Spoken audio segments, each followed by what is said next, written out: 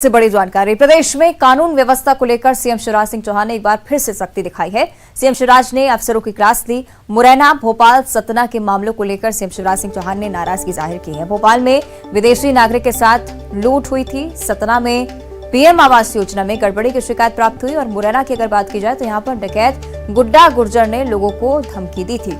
तीनों ही मामलों पर सीएम शिवराज सिंह चौहान ने संज्ञान लिया। सीएम शिवराज ने अफसरों को कड़े निर्देश दिए हैं कि किसी का भी आतंक और मनमानी नहीं चलने दी जाएगी। प्रदेशवासियों को सुरक्षा और सुशासन देना हमारा दायित्व है। वहीं सतना मामले को लेकर भी सीएम सख्त नजर आए हैं। सतना में सभी पीएम आवासों के हितग्राहियों की जांच होगी, साथ ही दोषियों के खिलाफ कार्रवाई की जाए, ऐसे निर्देश सीएम की तरफ से। साथ ही उन्होंने कहा कि सुनिश्चित करें कि छानबीन में गरीब परेशान नहीं हो। विदेशी नागरिक के साथ लूट मामले पर सीएम ने कहा है कि विदेशी नागरिक के साथ हुई लूट की घटना दुर्भाग्यपूर्ण है। ऐसी घटनाएं प्रदेश की छवि को प्रभावित करती हैं।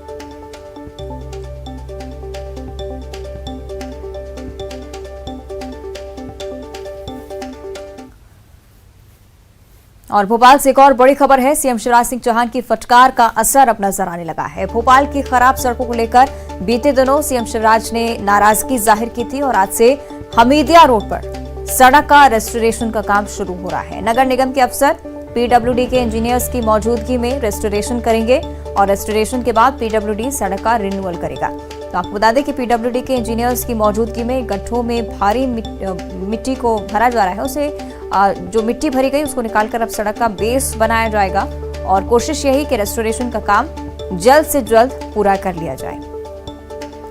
तो बीते दिनों सीएम शिवराज सिंह चौहान ने नाराजगी जाहिर की थी भोपाल की सड़कों को लेकर और अब देखिए रेस्टोरेशन का काम हमीदिया रोड पर शुरू हो गया है।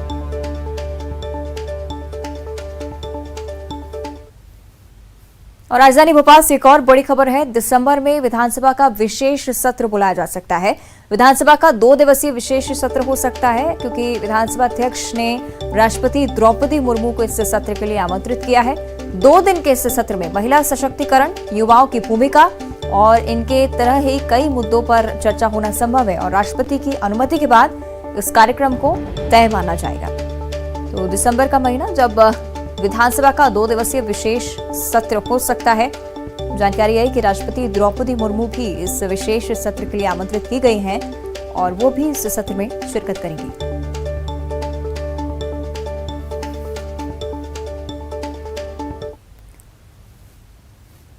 और भोपाल से एक और बड़ी खबर है। कर्मचारियों को बड़ी सौगात मिल सकती है। एमपी के स्थापना दिवस पर ये बड़ी सौगात सरकारी कर्मचारियों के लिए महंगाई भत्ता 4% बढ़ाने की घोषणा सीएम शिवराज सिंह चौहान कर सकते हैं। स्थापना दिवस पर खास कार्यक्रम का आयोजन जिसमें सीएम शिवराज जी घोषणा कर सकते हैं। हालांकि कर्मचारियों को फिलहाल 34% की दर से महंगाई भत्ता मिल रहा है। अगर 4% की बढ़ोतरी इसमें होती है तो 38% महंगाई भत्ता यानी कि डीए है। लेकिन वित्त विभाग ने 4% महंगाई भत्ता बढ़ाने की तैयारियां शुरू कर दी है, जिससे लग रहा है कि स्थापना दिवस के दिन सीएम शिवराज सिंह चौहान इसकी घोषणा कर सकते हैं।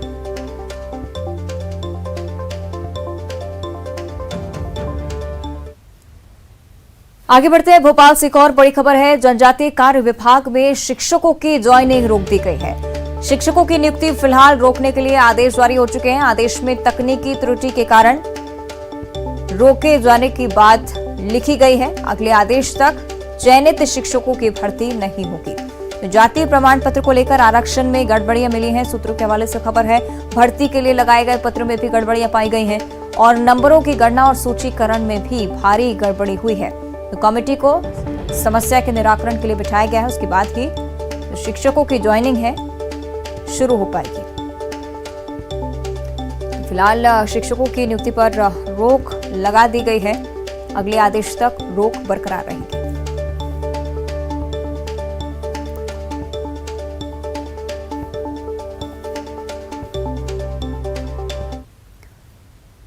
और चलिए मध्य प्रदेश के बाद अब बात करेंगे छत्तीसगढ़ की। रायपुर से बड़ी खबर है। कांग्रेस पॉलिटिकल अफेयर कमेटी की बैठक आज यहां पर होने जा रही है। राजीव भवन में आज सुबह 11 बजे बैठक होगी। बैठक में प्रदेश प्रभारी पीएल पुनिया, सीएम भूपेश बघेल मौजूद रहेंगे। साथ में बैठक में पीसीसी चीफ मोहन मरकाम भी शिरकत कर रहे हैं। काफी खास ये बैठक कांग्रेस पॉलिटिकल अफेयर कमेटी की बैठक है। 11 बजे का वक्त है। राजीव भवन में सुबह 11 बजे बैठक शुरू होगी। पीएल पुनिया, सीएम भूपेश बघेल और साथ ही मोहन मरकाम भी इसमें मौजूद रहेंगे।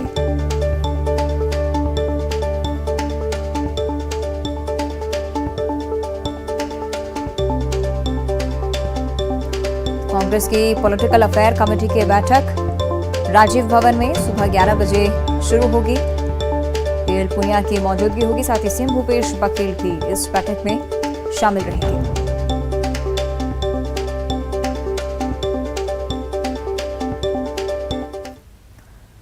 और अब बात करेंगे सीएम भूपेश बघेल के आज के कार्यक्रमों की। आज सीएम भूपेश बघेल कांकेर जाने वाले हैं।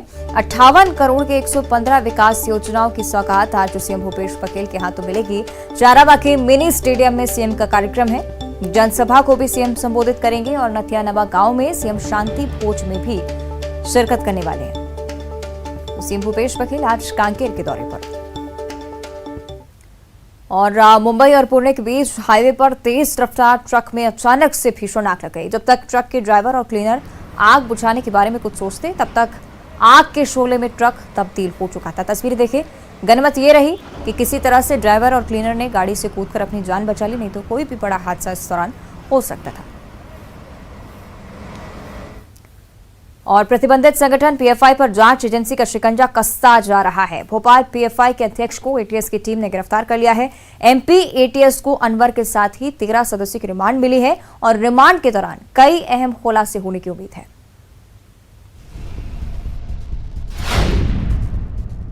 टेरर फंडिंग और संदिग्ध गतिविधियों को लेकर प्रतिबंधित संगठन पीएफआई के सदस्यों से लगातार पूछताछ चल रही है और इस संगठन पर जांच एजेंसियों का शिकंजा कसता जा रहा है। भोपाल पीएफआई के फरार चल रहे अध्यक्ष अनवर को भी गिरफ्तार कर लिया गया। अनवर पर 10,000 रुपए का इनाम घोषित था। माना यह जा रहा है कि अनवर से पूछताछ में कई राज से पर्दा उठेगा। एमपी एटीएस ने अनवर और पहले गिरफ्तार किए गए 13 सदस्यों को कोर्ट में पेश किया और रिमांड की मांग की, जिसे कोर्ट ने मंजूर कर लिया और इन्हें 3 दिन एटीएस रिमांड पर भेज दिया है। इस दौरान एटीएस गिरफ्तार पीएफआई सदस्यों से पूछताछ करेगी। पूछताछ के दौरान एटीएस को कई बड़े खुलासे होने की उम्मीद है। एटीएस ने फिर से एक बार पीएफआई से जुड़े हुए एक आरोपी को गिरफ्तार किया है। बताया जा रहा है कि पीएफआई का ये अध्यक्ष है और अनवर सिद्दीकी का नाम बताया जा रहा है। कोर्ट में पेश किया गया था, हालांकि अभी स्पष्ट नहीं हो पाया कि कितने दिन की रिमांड पर भेजा गया है, मगर कह सकते हैं कि एक बड़ी सफलता एटीएस को मिली है, जिनमें आप देख सकते हैं कि अनवर सिद्दीकी पीएफआई का अध्यक्ष बताया जा रहा था, लगातार फरार थे। इसके अलावा अगर बात करें तो 14 लोगों को पहले भी हिरासत में ले चुके हैं और वो फिलहाल जेल में है। और मगर अब ये जो है अनवर, जो पीएफआई का अध्यक्ष बताया जा रहा है, इसे आज पेश किया गया था, अब जाकर एटीएस लेकर पहुंची है। हरियाणा के सूरजकुंड में राज्यों के गृह मंत्रियों के सम्मेलन में प्रतिबंधित संगठन पीएफआई पर भी चर्चा हुई। इस दौरान केंद्रीय गृह मंत्री अमित शाह ने कहा कि पीएफआई के खिलाफ कड़ी कार्रवाई की जाएगी। देश में आतंकी गतिविधियों से निपटने के लिए साल 2024 तक हर राज्य में एनआईए की ब्रांच खोली जाएगी। एनआईए को व्यक्तिगत आतंकवादी घोषित करने के लिए यूएपीए के तहत अधिकार दिए गए हैं। अभी अभी पीएफआई पर प्रतिबंध लगाया गया। एनआईए को एक्स्ट्रा टेरिटोरियल क्षेत्र अधिकार देने का काम भी किया गया है और आतंकवादी से विचारधारा से अर्जित संपत्ति को जब्त करने का अधिकार भी एनआईए को दिया गया है। और हमने तय किया है 2024 तक देश के सभी राज्यों में एनआईए की शाखाओं को स्थापित कर एक दृढ़ आतंकवाद विरोधी नेटवर्क बनाने में हम सफल होंगे। पीएफआई की संदिग्ध गतिविधियों को लेकर देश भर में एनआईए ने छापेमारी की थी। इस दौरान एमपी में 17 लोगों को सुरक्षा एजेंसियों ने गिरफ्तार किया। इन लोगों से पूछताछ चल रही है।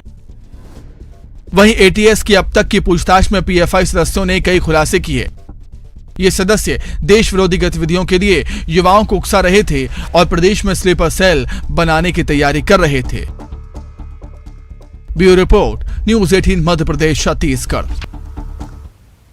और अब बात कांग्रेस अध्यक्ष मल्लिकार्जुन खड़गे की, जिन्होंने अपनी टीम का गठन कर लिया है। इस 47 सदस्यीय टीम में दिग्विजय सिंह भी शामिल हैं और कांग्रेस के सीनियर लीडर दिग्विजय सिंह अध्यक्ष पद की दौड़ में भी थे, लेकिन जो लिस्ट जारी की गई है उसमें दिग्विजय सिंह 29वें नंबर पर हैं और उसको लेकर बीजेपी ने सवाल उठाए हैं। इसे दिग्विजय सिंह का अपमान बताया गया है।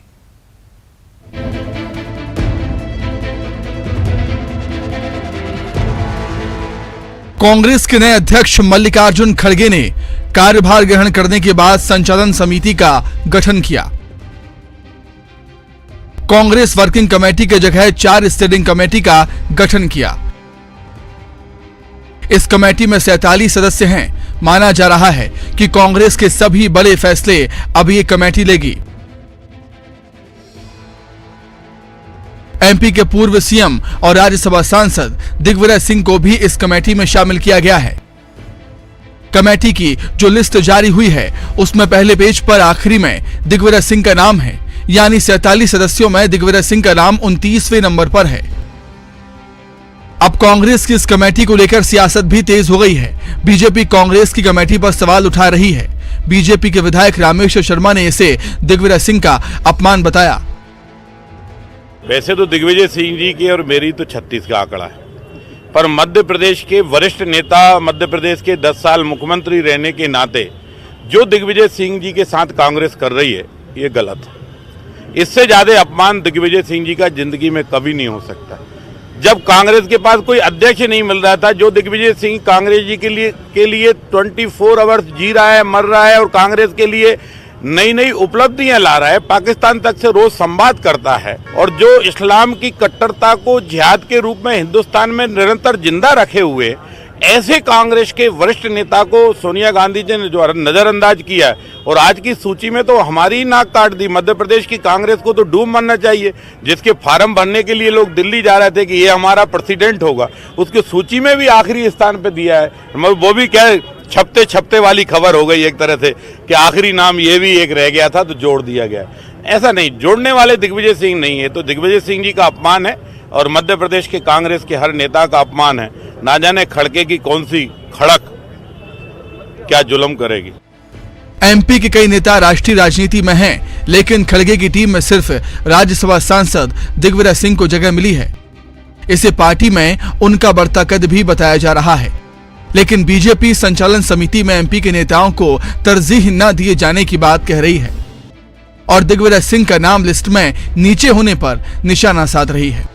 बीजेपी के सवाल उठाने पर कांग्रेस का जवाब आया। कांग्रेस प्रवक्ता भूपेंद्र गुप्ता ने कहा कि बीजेपी को अपनी गिरेबान में झांकने की जरूरत है और कहा है कि कांग्रेस में नियम प्रक्रियाओं के तहत नाम तय होते हैं।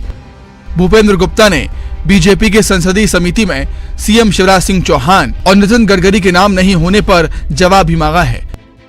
तो मध्य प्रदेश के जो बड़ी जवान के नेता हैं उनको इस बात पे तो जवाब देना चाहिए कि जो है संचालन समिति से और संसदीय बोर्ड से जो है शिवराज सिंह जी को क्यों बाहर किया गया, गडकरी को क्यों बाहर किया गया। अपनी एक आंख फूटी हुई है उसको देखना चाहिए, दूसरे की आंख में दाग है। ये भारतीय जनता पार्टी अब जो है 90 साल हो गए इनको ये राजनीति करते करते, ये कब तक ये बचपना करते रहेंगे।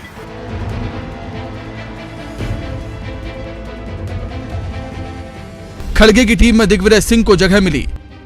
कांग्रेस की ओर से जारी लिस्ट में दिग्विजय सिंह का नाम 29वें नंबर पर है। बीजेपी से दिग्विजय सिंह का अपमान बता रही है और दिग्विजय सिंह के बहाने कांग्रेस को घेर रही है। भोपाल में अनुराग श्रीवास्तव के साथ bureau report, news 18 Madhya Pradesh Chhattisgarh. और अब बात करेंगे छत्तीसगढ़ की। बीजेपी और कांग्रेस ने विधानसभा चुनाव की तैयारियां तेज कर दी हैं। दोनों पार्टियों में बैठकों का दौर जारी है और चुनावी रणनीति पर मंथन हो रहा है। बस्तर संभाग के 12 विधानसभा सीट पर कांग्रेस का विशेष ध्यान है। प्रदेश प्रभारी पीएल पुनिया आज से 5 दिनों के बस्तर दौरे पर और चुनावी रणनीति पर अब वो मंथन करने वाले हैं। छत्तीसगढ़ में विधानसभा चुनाव में भले ही अभी करीब 1 साल का वक्त बचा है, लेकिन राजनीतिक पार्टियों ने अपनी तैयारी अभी से तेज कर दी है। कांग्रेस और बीजेपी में चुनावी रणनीति को लेकर बैठकों का दौर जारी है। जहां एक तरफ रायपुर में बीजेपी की जिला स्तरीय बैठक हुई, जिसमें हर विधानसभा क्षेत्र को लेकर चुनावी रणनीति पर मंथन हुआ। क्षेत्रीय संगठन महामंत्री अजय जामवाल की अगुवाई में ये बैठक रखी गई थी, जिसमें छत्तीसगढ़ बीजेपी के कई बड़े नेता शामिल हुए। वहीं दूसरी तरफ कांग्रेस के प्रदेश प्रभारी पीएल पुनिया आज से छत्तीसगढ़ के दौरे पर रहेंगे। इस दौरे में पीएल पुनिया का खास फोकस बस्तर पर रहेगा। 5 दिनों तक बस्तर में पीएल पुनिया कांग्रेस नेताओं और कार्यकर्ताओं के साथ बैठक करेंगे, जिसमें आगामी विधानसभा चुनाव की रणनीति पर चर्चा की जाएगी। इसके साथ ही राज्य सरकार की योजनाओं का फीडबैक भी लिया जाएगा। अखिल भारतीय कांग्रेस कमेटी के छत्तीसगढ़ प्रभारी श्री पीएल पुनिया आज से 5 दिवसीय छत्तीसगढ़ दौरे पे आ रहे हैं। वो बस्तर संभाग जाएंगे, वहाँ पे विभिन्न विधानसभा क्षेत्रों के लोगों से मुलाकात करेंगे, बैठकें करेंगे और आने वाले चुनाव के संबंध में रणनीति तैयार करेंगे और सरकार की जो योजनाएं हैं उनका जनता तक किस बेहतरी से क्रियान्वयन हो रहा है उसकी भी वो समीक्षा करेंगे। श्री पीएल पुनिया राजधानी रायपुर में भी पीसीसी की एक महत्वपूर्ण बैठक में शामिल होने के बाद 31 तारीख को वापस जाएंगे। वहीं पीएल पूनिया के बस्तर दौरे को लेकर बीजेपी ने कांग्रेस पर निशाना साधा है और कहा है कि 4 साल में कांग्रेस ने जो जनता के सामने झूठ का जाल तैयार किया है उसमें खुद कांग्रेस उलझती जा रही है। बीजेपी ने कांग्रेस पर आदिवासी हितों के विरोधी होने के भी आरोप लगाए हैं। कांग्रेस ने 4 साल में जो प्रदेश की जनता के सामने झूठ का एक जाल खड़ा किया था, आज स्वयं उस जाल में उलझते जा रही है और उस जाल में उलझकर जनता से बचने लगी है, जनता के बीच जाने से कन्नी काटने लगी है। इसका प्रत्यक्ष उदाहरण है पीएल पुनिया जी का बस्तर दौरा। 9 अक्टूबर को पीएल पुनिया जी का बस्तर दौरा कार्यक्रम था, जिसमें वे सभी बस्तर क्षेत्र के सभी 12 विधानसभा जाकर वहां उनके पदाधिकारियों से चर्चा करने वाले थे। राज्य सरकार की अनदेखी के कारण आदिवासियों का आरक्षण जो 32% से 20% हुआ, उसके कारण अपरिहार्य कारण का बहाना बताते हुए दौरा उन्होंने रद्द कर दिया। अब पुनः जब दौरा कार्यक्रम बना है तो वो दौरा कार्यक्रम उन्होंने छोटा कर दिया है और सिर्फ जगदलपुर और दंतेवाड़ा क्षेत्र जाकर ही वहां के विधानसभा क्षेत्र के पदाधिकारियों से चर्चा करेंगे। ये कांग्रेस सरकार जब से आई है, ये ना केवल आदिवासी बल्कि पूरे छत्तीसगढ़ के हितों की विरोधी है। अब जनता के सामने इस कांग्रेस सरकार की पोल खुलने लगी है, इसीलिए कांग्रेस जनता के बीच जाने से हिचक रही है। लेकिन प्रदेश की जनता इस सरकार के ठग को, इस सरकार की वादा खिलाफी को भूलेगी नहीं और जल्द ही उन्हें इसका सबक सिखाएगी। बीजेपी के आरोप पर आबकारी मंत्री कवासी लखमा ने पलटवार किया। कवासी लखमा ने कहा कि बीजेपी को आदिवासी लोग अच्छी तरह से समझ चुके हैं। कांग्रेस की सरकार छत्तीसगढ़ में आने के बाद आदिवासियों के लिए कई बड़े फैसले लिए गए।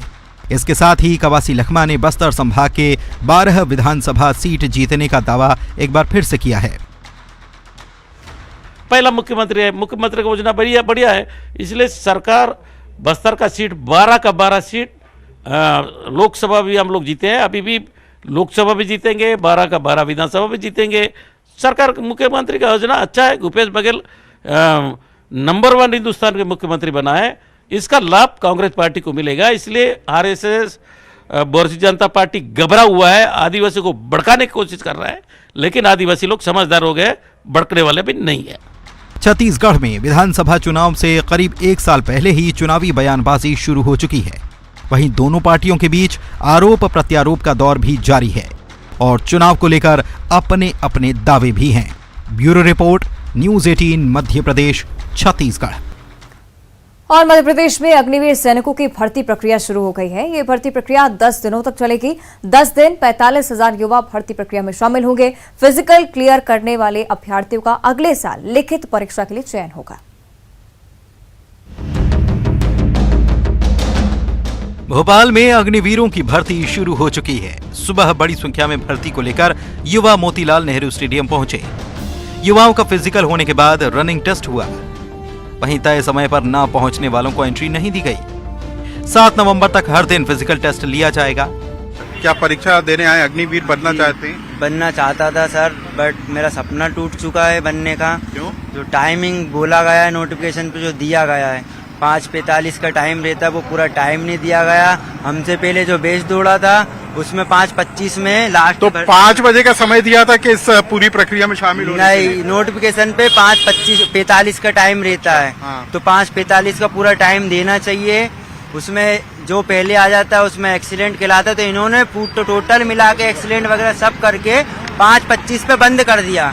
तो 5:25 पर जो है अंदर जाना पर रोक लगा दी। आप भी क्या अग्निवीर में शामिल होने आए? जी, हमारा हो चुका, रनिंग हो चुका। रनिंग हो चुका। और अब आगे क्या? आगे फिर रनिंग करेंगे, फिर देंगे भर्ती। तो कोई तारीख दी है क्या? जी नहीं, अब हर 6 महीने में होगी ना। अच्छा, तो अब नेक्स्ट ट्राई करेंगे। अभी कितने लोग हैं? आज कितने लोग हैं जुटे? आज टोटल में तकरीबन 4-5 हजार। पहले दिन करीब 3,000 युवा यहां पहुंचे थे। वहीं इस 10 दिनों तक चलने वाले अग्निवीर भर्ती रैली में कुल 45,000 से ज्यादा युवा हिस्सा लेंगे। प्रतिदिन करीब 3 से 5,000 युवा इस रैली में आकर शामिल होंगे। अभ्यर्थियों के लिए रेलवे स्टेशन और बस स्टैंड पर हेल्प सेंटर भी बनाए गए हैं, जो 24 घंटे खुले रहेंगे। सफल होने वाले युवाओं के डॉक्यूमेंट और फिजिकल वेरिफिकेशन किया जाएगा, जिसके बाद लिखित परीक्षा के लिए एडमिट कार्ड जारी किया जाएगा। लिखित परीक्षा जनवरी 2023 में आयोजित होगी। यहां पास हुए युवाओं को अगले स्टेप के लिए भेजा जाएगा। अग्निवीर भर्ती योजना में ट्रेडमैन, स्टोर कीपर, क्लर्क, तकनीकी, जनरल ड्यूटी के पदों पर भर्ती होगी। इसमें एमपी के 9 जिलों के अभ्यर्थी शामिल हो रहे हैं। अनुराग श्रीवास्तव, न्यूज़ 18, भोपाल। और इसी के साथ इस बुलेटिन में फिलहाल इतना ही। देखते रहिए न्यूज़ 18।